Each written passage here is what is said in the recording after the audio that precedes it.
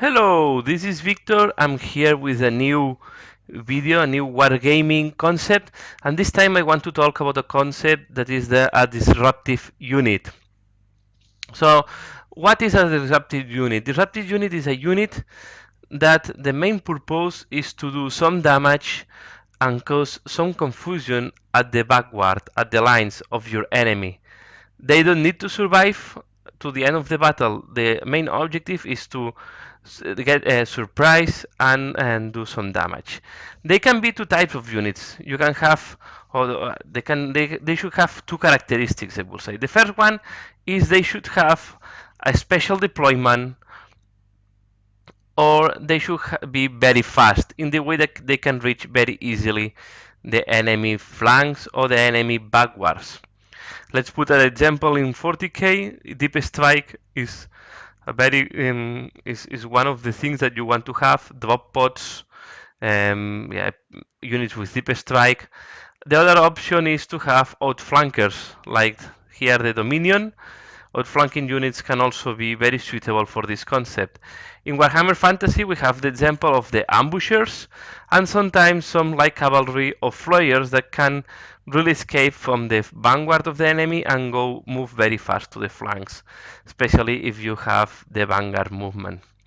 So yeah, this is one part. But the second part, they should be a threat for the enemy. And there are two ways to be a threat.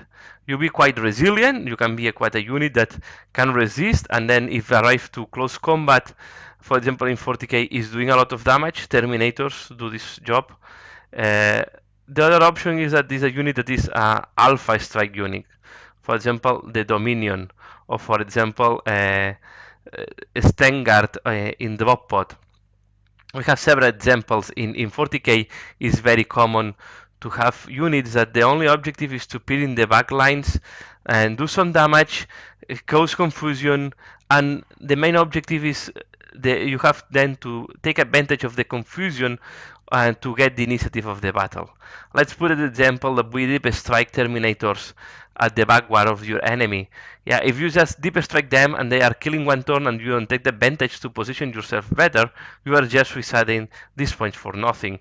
So you have the idea of the disruptive unit is it should be also contemplated with the rest of your army. So this causes some disruption in order that your rest of the enemy can advance or can get better positions. There are other things that you want to do with disruptive unit. For example, if you are deep striking anti-vehicles, the main objective will be just to kill this vehicle that is out of your range. So this is why sometimes disruptive units are very good. You just arrive, you are an alpha strike unit, you kill this vehicle, and then you die. But you have to be very selective because most of the times, the points you are investing to be able to deep strike this unit at the backward of your enemy is going to be more expensive than the vehicle you kill. I see a lot of times people deep striking, for example, a drop pod with a Dreadnought inside or the Vanguard, the Stengard inside, a lot of points just to kill a vehicle. And then you count the points and say, okay, you have sacrificed all these points just to kill a vehicle that is costing 100 points. And maybe you are using almost 200 points or 100 something, so more points. So you have not, it's not the only purpose to suicide this unit to kill something. You have to take the advantage. You have to be very selective on what you kill, or you have to use this distraction to move the rest of the army into a good position. And if your enemy is ignoring the threat that you put there, this threat has to be so dangerous that will disseminate the enemy the next turn again. Other way to use a disruptive unit is not really to go to this to go to a position that the enemy cannot reach you easily. Let's put here another example. This can be, for example, in fantasy. You put some guide runners at the backward of your enemy. If your enemy is not taking care of these guide runners, they will kill the war machines at the backyard. Okay, at your backyard. If they want to avoid that, they will need to reposition themselves, and then you will take this advantage to have better advantage with your vanguard versus the vanguard. Another example: we deep strike 5 marines with yeah, with jump packs, but we strike them in a position that the enemy don't have good line of sight.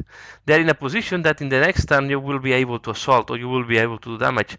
But in the first turn they should move, so you're forcing the enemy to move, to change position in order to deal with this threat. Here we have some examples. For example, we have here some jump pack Chaos Space Marines.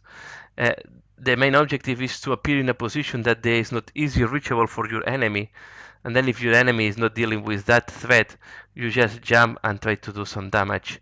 Uh, we also have yeah, the Dominion that appear in outflanking with a lot of weapons that can do kill a vehicle and then still keep out of range. So there are several ways to do. But the disruptive unit, as I say, you have to have a plan. You have to use it for a purpose and you have to be very choiceful. Most of the times we are just wasting these points. And if you don't have a clear plan and if you don't have a clear objective, the best way is not to use this unit as a disruptive or just place them in a position that is not easy for the enemy to reach and is forcing the enemy to move and change position and then take this as advantage. Here in the video you have seen some examples of what I consider disruptive unit and they can do this job. I'm pretty sure that you have other examples, so please let me know what is your favorite disruptive unit that you're using in the battlefield and what army in what army you are using that. And yeah, that's all for now. I hope you find this interesting. Another concept, the disruptive unit, and yeah, keep looking forward to take more concepts. If there is any concept that you want to be covered in future, please let me know in the comments below. That's all for this video. Thanks a lot for watching and see you again later. Bye.